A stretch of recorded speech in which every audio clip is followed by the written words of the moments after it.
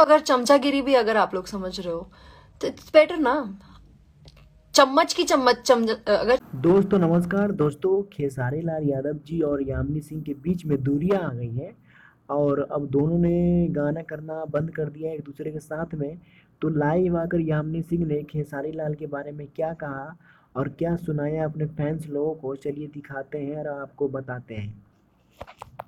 इसमें तो कोई डाउट ही नहीं है कि वो मुझे काम दिलवा रहे हैं, क्योंकि वो जेन्युइनली शायद समझते हैं कि उनको लगता है मे बी सर को दोस्तों कुछ दिन पहले की बात है जब एक स्टेज शो के दौरान में खेसारी लाल यादव जी और यामिनी सिंह के बीच की बात है कि जहाँ पे दूरियां आई वहीं पे यामिनी सिंह ने पवन सिंह के गाने पे स्टेज परफॉर्मेंस कर दिया। इसी वजह से खेसारी की टीम ने इनको अपनी टीम से निकाल दिया और खेसारी लाल नाराज है।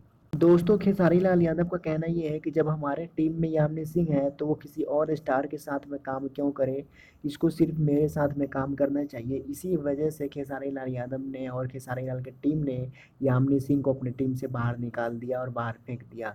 दोस्तों आप क्या कहना चाहते हैं खेसारी लाल के बारे में और क्या कहना चाहते हैं यामिनी सिंह के बारे में, प्लीज़ हमें कमेंट करके ज़रूर बताएं।